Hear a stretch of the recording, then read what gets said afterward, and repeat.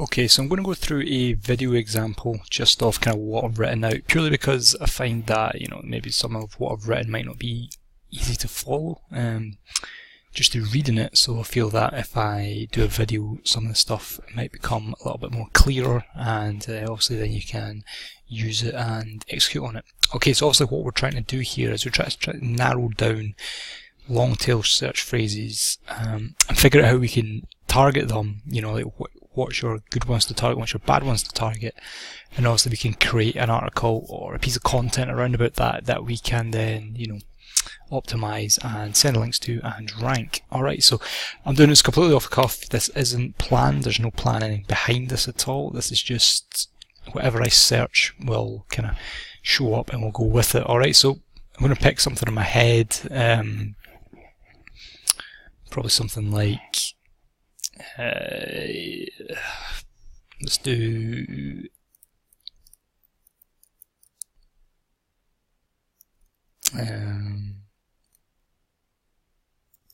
do I need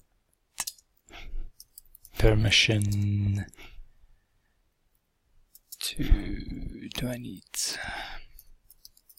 planning permission to build in my garden? Alright, so this is something people would actually search for because I'm thinking about it and searching for it. So let's just see what happens when we add this in. Alright, so do you need planning permission to build in my garden? We get 6.6 million results that are kind of optimized, or Google's feeling indexing that feel are good for this. Alright, so we can already come down here and we can see some other ideas. How big can I build a shed without planning permission, etc. Right, so we're looking at these as well. Okay, so just kind of looking at the top section here, planning permission for gardens. Looks like it'd be alright. If I click on this, it's going to give me the quick hits down the bottom. So we've got 6.6 million. Usually I wouldn't think about targeting this for this phrase, but we'll go see what pops up on title. There's only five websites putting in that title, and I guess the URL will be even smaller or the same. Oh, 18 websites and the URLs do need planner permission to build in my garden. So with 6.6 million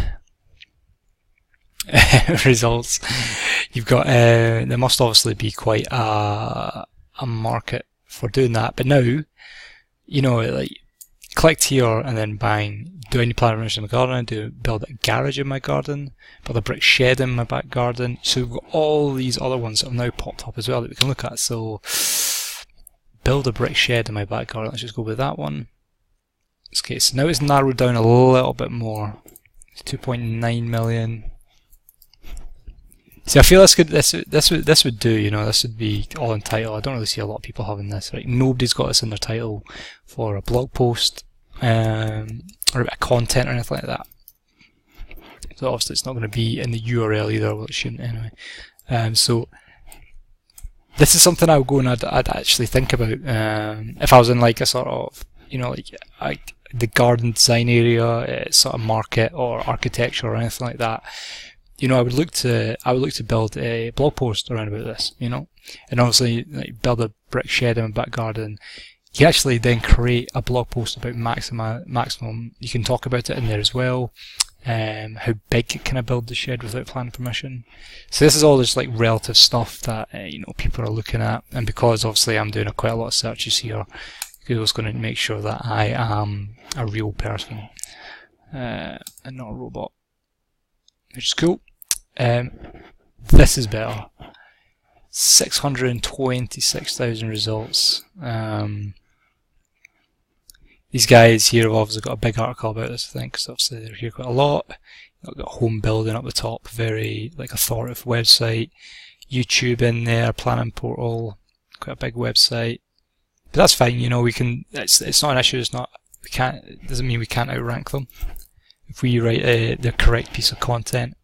21 websites. So this is something I would look to do. How big can I build a shed without planning permission? Alright, so that is definitely something I would look to create a piece content around. Alright, so you can do a lot of things in there. You can do like video, obviously long form blog content, a lot of pictures, make sure it's semantically SEO'd very well.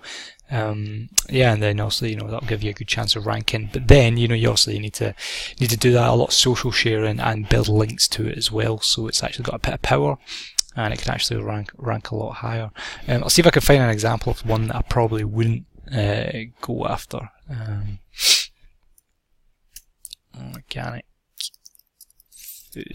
Organic food versus conventional food. Alright, so if you're obviously in the food niche, something like that, this is kind of something you do. If you got a business that talks about organic foods, sells organic food or creates organic food products, anything like that, it's something that obviously you'd want to talk about. What's interesting is, apart from the New York Times at the top, Mayo Clinic, The Guardian, Health Guidance, Harvard. So you can see this first page is pretty it's pretty strong. All right, it's not really maybe something I would really go after. I mean, you've only got 2,000 people with it actually in their titles. So Health Guide, New York Times. This is important as well. You've got to make sure that you're not kind of creating this amazing piece of content and then you can't take on whoever's on page one. Alright, so that's interesting though. It's I wonder if we can we've got some other ideas popped up there as well. That's quite interesting. So you could then talk about right, so Google's also got answers. Okay, so you got the Google answers, which are just here. Alright, so this goes on forever. How organic food is different from conventional foods. Could be a better one to go for other than versus. But as you can see, as soon as I click these, this is going to pop up more down here, pop up more down here, and I'm going to keep going down. Alright, so what they're doing is they're pulling these other questions that people have asked that related to the current question, and they are pulling up what is the answer box. So the answer box is this up the top here. Alright, now you can get this answer box, but you need to be ranking generally very high on the page, and the content of the page has to be correct. Okay, so Google's looking for specific things when they're wanting to show your result in the answer box. Generally you need to be top 5 to get it, but we're not really going to focus on that at the moment. So the difference between organic and conventional foods, I just realised open the page. Let's do this instead. 6.61, it's actually got more results in it.